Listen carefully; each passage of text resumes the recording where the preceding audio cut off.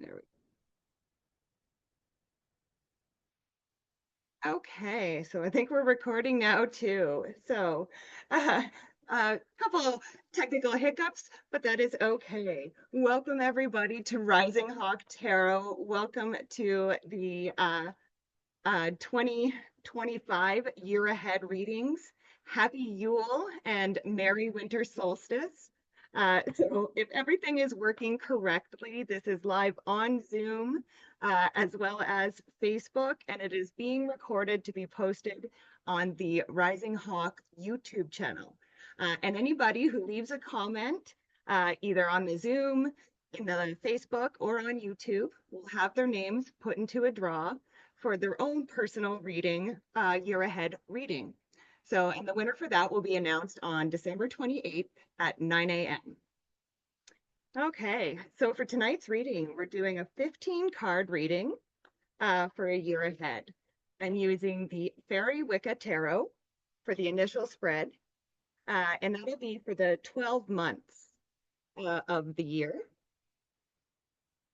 And then I will be pulling a card for our goals, a card for any obstacles that might come across, uh, and a card for the overall card for the year. And then I will also clarify with the 1909 tarot. So almost done with the 12 months. There we go. And then Sacred Forest Oracle I will be using for the goals and obstacles.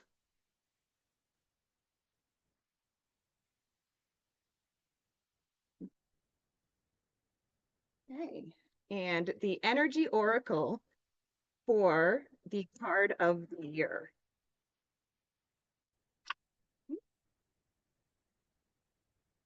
Okay. So, all right, we'll start with January. And here we have the Four of Dohom. This would be the Four of Pentacles in the traditional tarot. And this kind of says that for January, we're going to have a very solid foundation under us. And again, this is a general reading for everybody for 2025. So I love that we start with a strong foundation going into the January. But let's clarify that Four of Doham. So with it, again, the Emperor definitely going in strong to the new year. I really love it. It's just more of a confirmation to that Four of Pentacles. Next, we go to February. And here we have the Six of Air, or the Six of Swords. And this kind of says that a lot of us will be moving on to calmer shores. So we may have found that things may have been a little bit wavy the last little bit, that the waters may have been a little bit choppy. But this kind of says that many of us will be moving on to calmer shores, like I said, to things being a little smoother. And this will allow us to follow our hearts, the Knight of Cups, and it's all about following our hearts. So again, this moving on to calmer shores. And honestly, maybe even the calmer shores could because we do follow our hearts. Like we do follow our dreams and take those actions towards those dreams.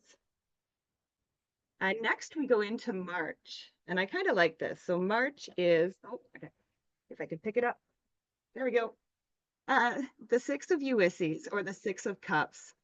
So this is all about childlike innocence. So March is going to be probably all about connecting to our inner child and having a lot of fun. So look forward to a lot of fun, I would say, in March. But let's clarify that Six of Cups. Mhm. So with that, we have the magician. So that is the power of manifestation. And again, honestly, children have the best power of manifestation. So it makes sense that this is coming up with the Six of Cups and that childlike innocence and that childlike wonder. What can we create? What can we do? What can we make happen? That's the energy I feel for March, which is just awesome. Next, we go to April. But before that, I'm just going to take a little sip of water.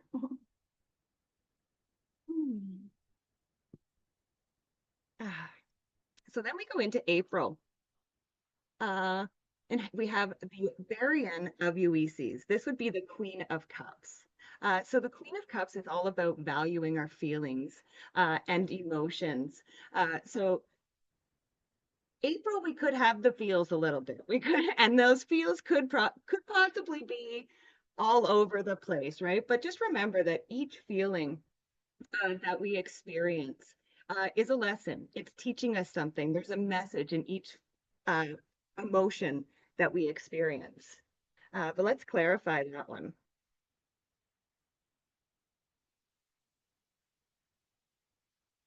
So with the Queen of Cups, we have the Queen of Swords. And I really love that. So the Queen of Cups was all about her emotions and her feelings, where the Queen of Swords is all about the mind. It's all about bringing chaos to order. So really what this says to me is not only do we have a strong foundation coming in, like I said, in January, we're really going to have that balance between our thoughts and our emotions, which is really awesome because quite often those two things can be at odds with one another. So the fact that they are um, in balance is really awesome. So I feel like no matter what feels come in for us in April, we will have a good mind to be able to work through and understand those feelings and emotions. So I love it. So the great reading so far.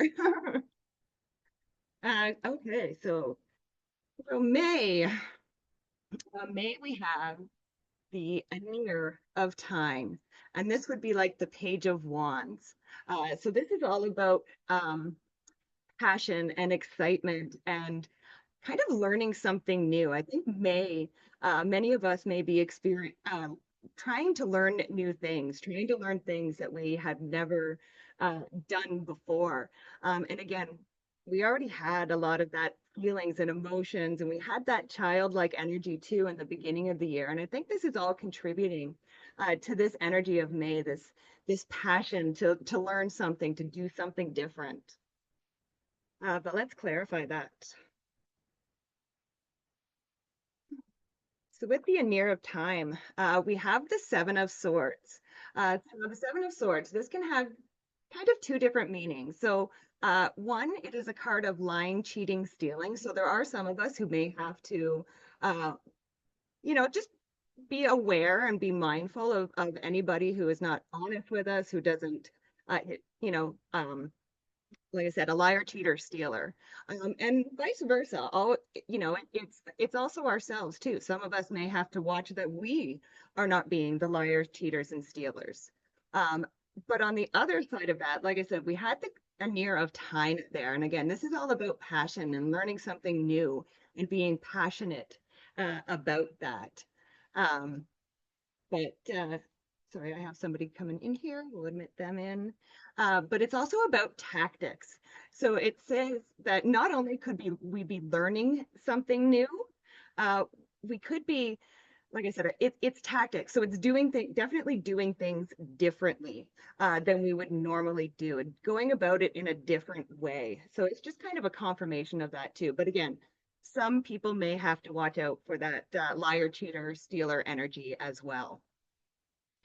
All right, now we go to June, and here we have the Two of Time, and this would be the Two of Wands, and it kind of says that uh, it says the world is wide open and waiting for us in June, but it also says that we're going to have to step out of our comfort zone.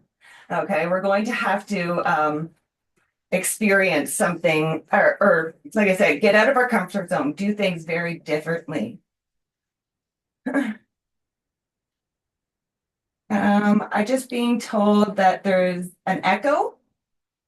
Okay. I'm not sure how to give me a second, guys. I will do my best to try and get rid of the echo.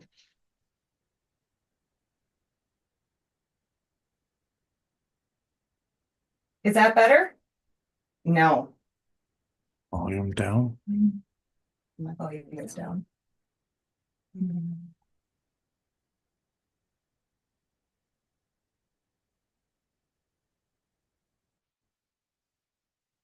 Okay, is that any better?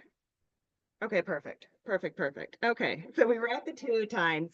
The world is wide open and waiting for us in June.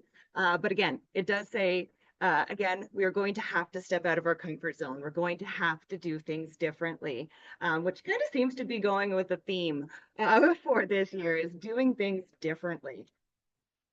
But let's clarify the Two of Time. So with the Two of Time, we have the Hangman. So the Hangman is a card of pausing to gain enlightenment.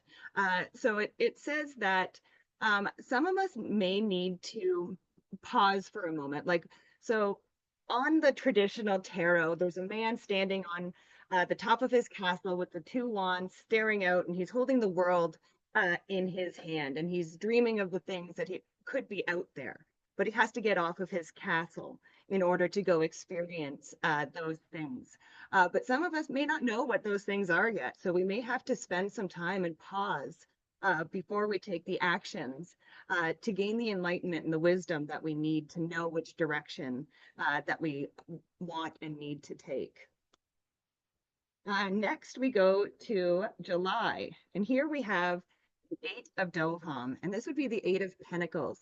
And this is a card that of quality work, of putting in the work. So it kind of follows up with that Two of Time and the Hangman. So we've decided to get off of our castle and go explore the world and get out of our comfort zone and try something different. Now the work comes in. July is when the work comes in. That's when, everything has been all fun and games up until this point. And now it's time that the work starts, that we have to start putting the work in. But again, it's a card of quality work, which means if we put the time and the energy into it, we are creating quality.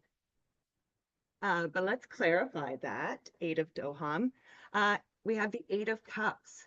So that kind of says that with that hard work, some of it, that hard work may include walking away from things. Okay. And that can be hard, and that can be hard. But usually, again, with that Eight of Cups, this is a card of things that are, it's a card of walking away from things that are no longer serving us. So these things aren't serving us. We want to walk away from them. We want to let them go so that we can focus on the things that are working for us and that are, bringing that quality work and giving us those pentacles. Next, we go to August. And here we have the Round Tower. So this would represent kind of the tower. So there could be a bit of a tower moment for some people in August. So what is a tower moment? A tower moment is a sudden change or a big change that happens in our life. And sometimes this change can feel a little bit devastating because it really takes us down to our foundation. It really rocks us right down to the core.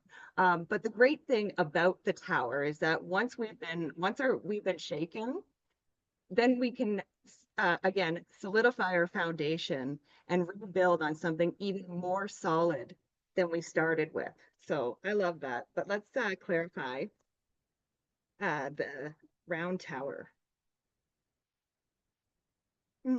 So with the Round Tower, and you know what, I like that. So the Queen or the Page of Pentacles, this is actually a card of good news. Okay, so this sudden change, like I said, it doesn't feel like this sudden change would be bad then. It's just that, like I said, a lot of people have a hard time with change, whether it's good or bad. People still have a hard time with it. But I do feel like it's something good. I feel like in August, many of us are going to receive some kind of news that is just going to change everything in our lives. And being that it's the pentacle there too, this could be good financial news. So September could be a good financial month for a lot of people. So I like that too. Fingers crossed. Um, okay, October. October, we have the Mother Goddess. And this would be like the Empress. So November, we are going to feel abundance, nurtured, loved. We're just going to feel like we have everything that we need around us. Probably so much so that we are willing to share what we have with other people. Again, the mother goddess is a very nurturing energy. So November is going to be a lot of nurturing ourselves and nurturing the people around us. But let's clarify the mother goddess. So with the mother goddess, we have the Ace of Wands. So again, the aces are usually new beginnings. So this is another new start. And again, a lot of passion with the wands. So the Ace of Wands would be a passionate new beginning and a gift from spirit. And again, this could be the news that you received back in August that is going to light that passion again to do again something new again all the way through this reading. It's been doing things differently and new things coming in for us. And again, we go to, so that was October. Now we go to November. Sorry, I misspoke earlier. That was October. That was nurturing and having a passionate new beginning. So for November, we have the Ace of Doham. So another card of new beginnings and another gift from spirit. But this would be more of, again, more of that mother goddess energy, more of that having, at least in the material world, everything that we need. Not necessarily, but in the material world, everything in the 3D world, the Kachinas will be supplying everything that we need. We will be feel very solid. And again, this is a huge gift from spirit that is much needed, I feel, at going to be much needed at that time. But let's clarify that Ace of Doham.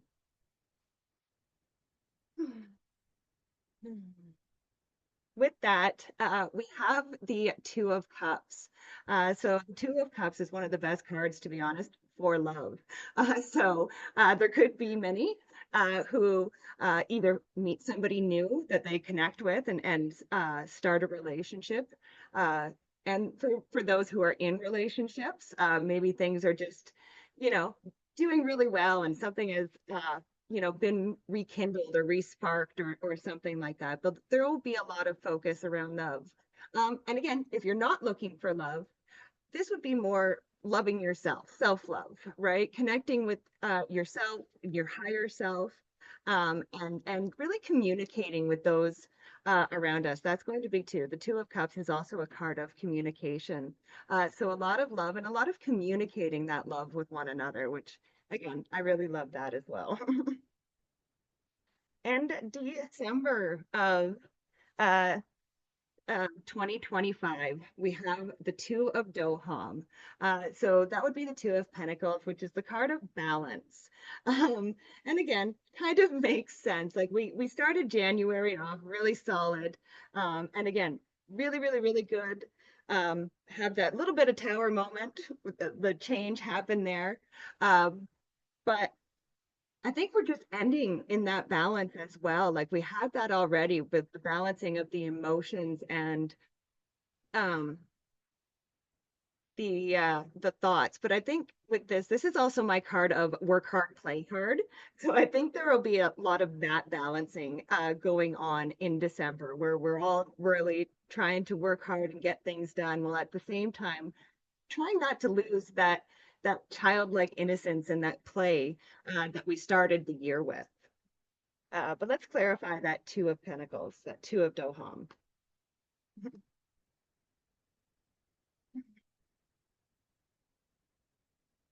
Okay, so with the Two of Doham, we have the Wheel of Fortune, which kind of first of all says that anybody who like it's kind of a card of your luck changing, okay? And the balancing act too. So with the Wheel of Fortune, we can either be on the outside of the wheel, where we let everything that's going on around us, dictate how we are and how we feel, what we think, or we can be on the inside of the wheel, where it doesn't matter what's going on around us. We are who we are, we know who we are, and we are comfortable with that. So I think that could be part of the balance too, that we have in December. And again, makes sense. It's December, it's Christmas, there's a lot going on, it's a busy time. So again, just keep yourselves grounded in that month of December, would be my recommendation. And just keep yourself in the center of that wheel. And if you find yourself spinning around the outside, take a moment, ground yourself, breathe, connect with the here and now, and just get back into the center of that wheel. Okay, so now we go to the goals and obstacles. So the goal for the year is the secret spring success. So again, everybody I think would be looking for success. We all are. I think that's a goal in everybody's life is to experience success. The obstacle for that is the spirit guardian of autumn, letting go. So the obstacle to success is not being willing to walk away from those things that are no longer serving us with that 8 of Cups that I said. Okay, so it's being willing to let go of those things that are not serving us anymore, letting go of any past hurts or past pain that we have been carrying around with us. These are things that are going to, uh, you know, stop us from seeing the success that we wish to see. So just yeah, work on letting go, work on any shadow work that needs to be done throughout the year. Just really, and also letting go is hard. So just be kind and compassionate with yourself as you go through the process, and don't be afraid to lean on friends and family and those that are close to you as you go through that. The card of the year. I'm not sure how I feel about this one. uh, Hostilities is the card of the year. But you know what? I don't think these hostilities are going to be a problem. By the way, the rest of this reading went, especially seeing that um, King or Queen of Cups and Queen of Swords together, our heads and our hearts are in alignment. So I think any hostilities that come our way this year, we got this. We got it. We can handle it. We're good.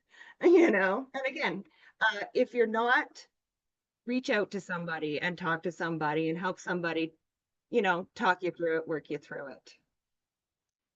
Okay, well, that was a reading for the year ahead for 2025.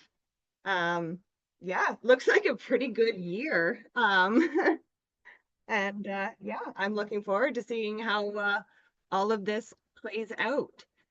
So thank you very, very much for joining me here today. Thank you for coming. Um, just a reminder that the draw will be on the December 28th for anybody who comments uh, on the live or on the replay, either one. It's open until I do the draw on the 28th at 9 o'clock.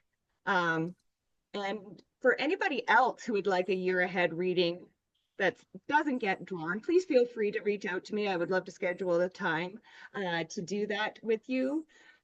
Grandmother Karen says, well done, thanks. And Kat says, thank you for the reading. You are very welcome.